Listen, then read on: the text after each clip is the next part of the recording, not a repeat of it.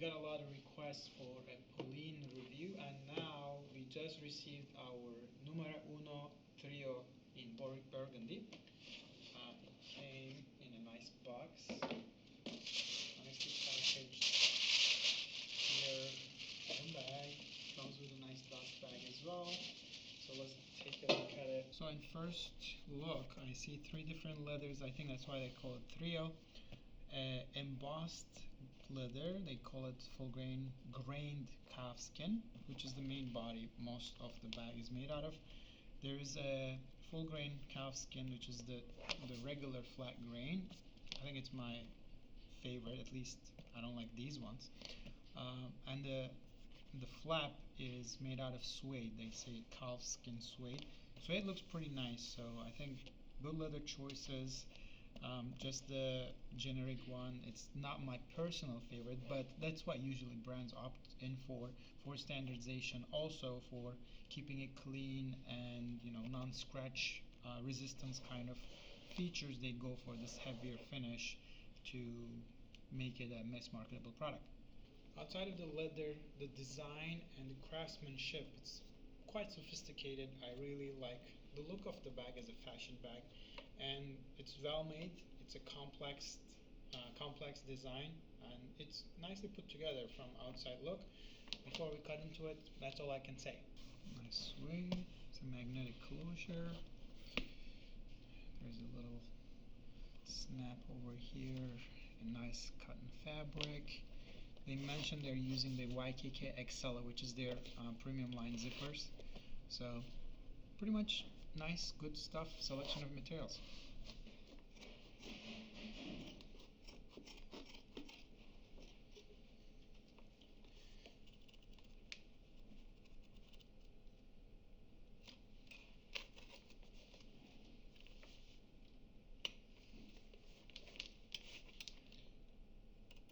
Definitely a nice design, the pattern, and well technique to put it together in a masterful way.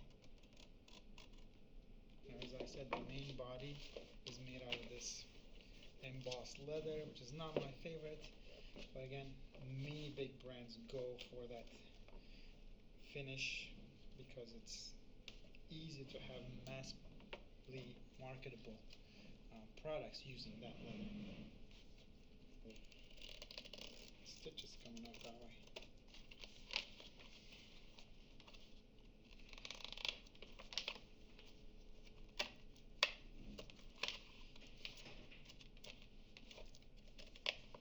To put it together, there is a lot of work putting this bag together this way. That also makes it difficult to open it up. So definitely respect that. Okay, so the suede cover of the bag, it's really good. It's a very fine suede. So suede never has a finish. On top, the finish of beauty of suede is coming the refinement of this velvety fibers, and this is a pretty good one.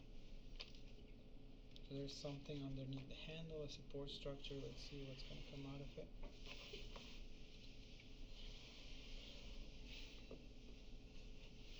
And this is a nicely engineered bag.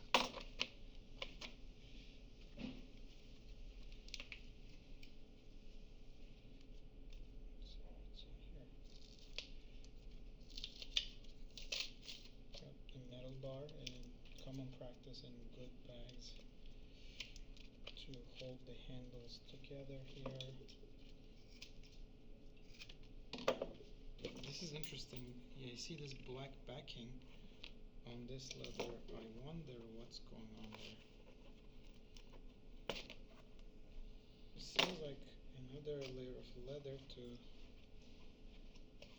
improve the structure of the bag, like substance of the top leather,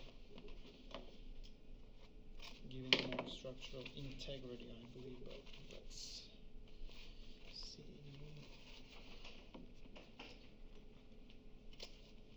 Cut a piece of it.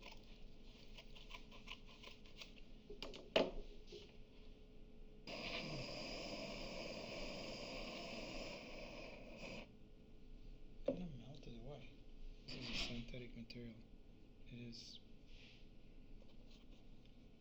one side has a kind of suede stuff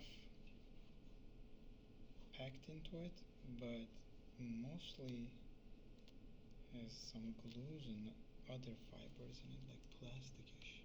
This is a support material, looks like leather, but their main leather is wrapped around it to get more substance, I think, to build more structure and get away with thinner leathers, I think. 3.5 ounce, 1.4 millimeters. Not bad, definitely. Let's do the acetone test on this one. Yep, see the cow grain. But again, there's a thick plastic, but a good finish. It didn't come off easily. 3 leathers employed on this bag. Good leather choice. Definitely feels great when we take off the support and all. After trying to remove the finish, we see that there's a thicker layer of finish on this one, the main leather choice. It's embossed for the standardization purposes. Those leathers are not my personal choice, but it doesn't make it a bad leather. It's a good leather. And it's cowhide. The thickness is all like proper and everything.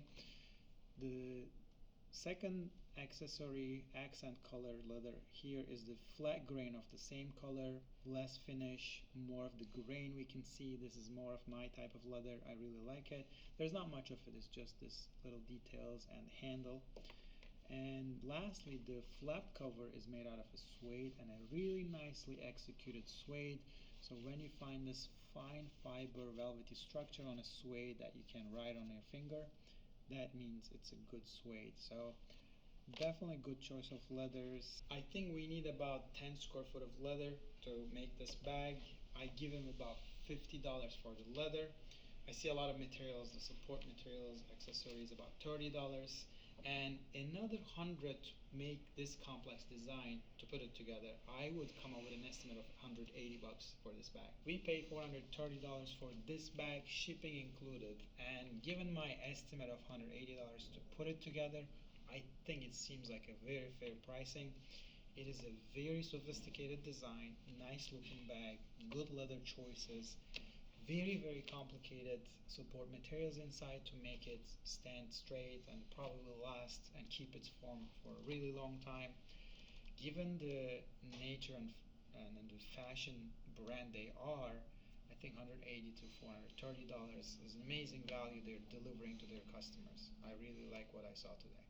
It seems like it's one of these new business models delivering you value without extraordinary costs, because I see everything that all the high-end luxury brands use and choose in their designs, and with this price tag, it's just you're not paying the status premium of legacy luxury brands that in the market.